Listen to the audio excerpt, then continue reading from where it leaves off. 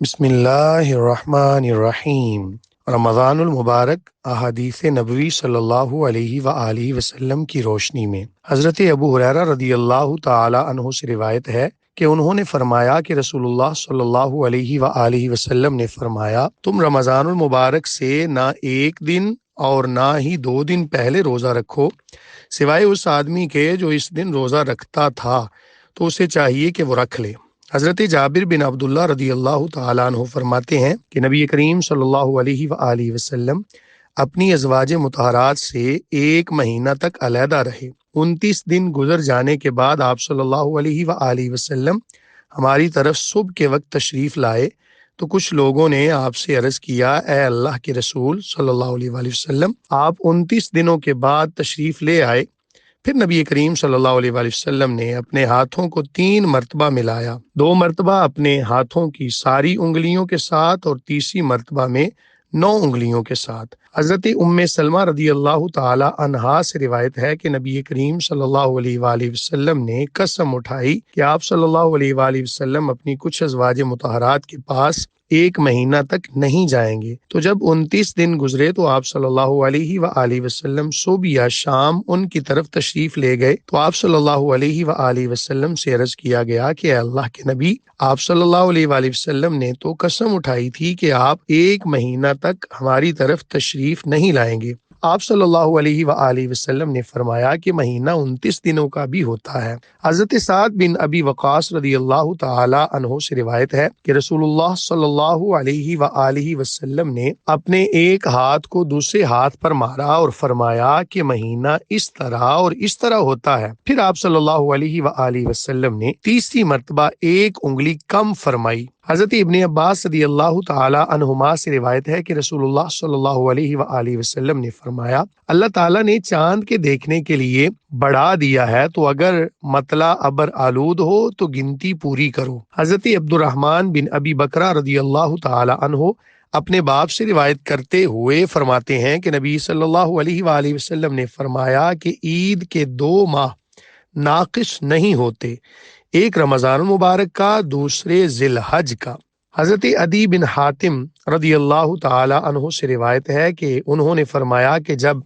البقرہ کی آیت 187 نازل ہوئی تو حضرت عدی رضی اللہ تعالی عنہ نے آپ صلی اللہ علیہ وآلہ وسلم سے عرض کیا، اے اللہ کے رسول، میں نے اپنے تکیے کے نیچے سفید اور سیاہ رنگ کے 2 دھاگے رکھ لیے ہیں جن کی وجہ سے میں رات اور دن میں امتیاز کر لیتا ہوں۔ تو رسول اللہ صلی اللہ علیہ وآلہ وسلم نے فرمایا کہ تمہارا تکیہ بہت چوڑا ہے کہ جس میں رات اور دن سما گئے ہیں۔ خیط الاسود سے رات کی تاریکی اور خیط الابیض سے دن کی سفیدی مراد ہے۔ حضرت سہل بن سعد رضی اللہ تعالی عنہ سے روایت ہے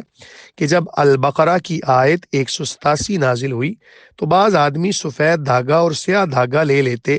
اور جب تک ان میں واضح امتیاز نظر نہ آتا تو کھاتے رہتے، یہاں تک اللہ تعالیٰ نے لفظ من الفجر نازل فرمایا اور سفید دھاگے کی وضاحت ہو گئی۔ حضرت عبداللہ رضی اللہ تعالی عنہ رسول اللہ صلی اللہ علیہ وآلہ وسلم سے روایت کرتے ہوئے فرماتے ہیں کہ انہوں نے فرمایا کہ حضرت بلال رضی اللہ تعالی عنہ رات کے وقت ہی اذان دے دیتے تھے، لہٰذا تم کھاتے پیتے رہو یہاں تک کہ حضرت ابن ام مکتوم رضی اللہ تعالی عنہ کی اذان سنو۔ حضرت ابن عمر رضی اللہ تعالی عنہما نے فرمایا کہ رسول اللہ صلی اللہ علیہ وآلہ وسلم کے 2 مؤذن تھے، حضرت بلال اور حضرت ابن ام مکتوم رضی اللہ تعالیٰ عنہما نابینا تھے۔ تو رسول اللہ صلی اللہ علیہ وآلہ وسلم نے فرمایا کہ بلال رضی اللہ تعالیٰ عنہ تو رات کے وقت ہی اذان دے دیتے ہیں، لہٰذا تم کھاتے اور پیتے رہو یہاں تک کہ حضرت ابن ام مکتوم رضی اللہ تعالیٰ عنہ اذان دیں۔ راوی نے کہا کہ ان دونوں کی اذان میں کوئی فرق نہیں تھا سوائے اس کے کہ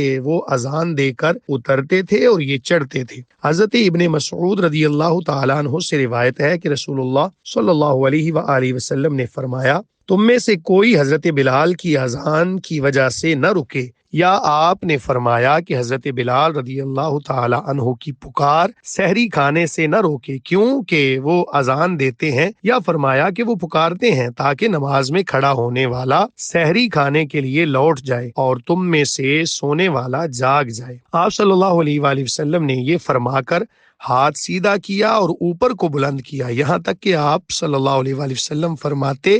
کہ صبح اس طرح نہیں ہوتی، پھر انگلیوں کو پھیلا کر فرمایا کہ صبح اس طرح ہوتی ہے۔ حضرت انس رضی اللہ تعالیٰ عنہ سے روایت ہے کہ رسول اللہ صلی اللہ علیہ وآلہ وسلم نے فرمایا کہ سحری کھایا کرو کیونکہ سحری کے کھانے میں برکت ہوتی ہے۔ حضرت عمر بن العاص رضی اللہ تعالیٰ عنہ سے روایت ہے کہ رسول اللہ صلی اللہ علیہ وآلہ وسلم نے ارشاد فرمایا ہمارے روزے اور اہل کتاب کے روزے کے درمیان سحری کھانے کا فرق ہے۔ حضرت زید بن ثابت رضی اللہ تعالیٰ عنہ سے روایت ہے کہ ہم نے رسول اللہ صلی اللہ علیہ وآلہ وسلم کے ساتھ سحری کھائی، پھر نماز کے لیے کھڑے ہوئے۔ میں نے عرض کیا کہ سحری کھانے اور نماز کے درمیان کتنا وقفہ تھا؟ آپ نے فرمایا 50 آیات کے برابر۔ حضرت ابو عطیہ رضی اللہ تعالی عنہ سے روایت ہے کہ انہوں نے فرمایا کہ میں اور مسروق دونوں نے حضرت عائشہ رضی اللہ تعالی عنہا کی خدمت میں حاضر ہو کر عرض کیا، ام المومنین، محمد صلی اللہ علیہ وآلہ وسلم کے ساتھیوں میں سے 2 آدمی ہیں،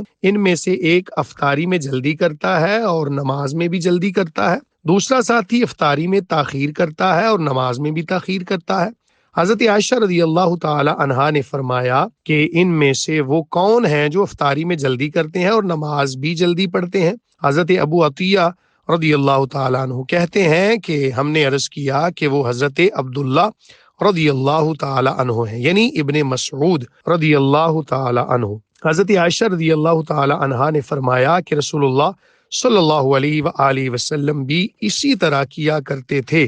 اب قریب کی روایت میں اتنا زائد ہے کہ دوسرے ساتھی حضرت ابو موسیٰ رضی اللہ تعالی عنہ ہیں۔ اللہ تعالی ہمیں نبی کریم صلی اللہ علیہ وآلہ وسلم کی سنتوں پر عمل کرتے ہوئے رمضان المبارک کے حقوق ادا کرنے کی توفیق عطا فرمائے، آمین۔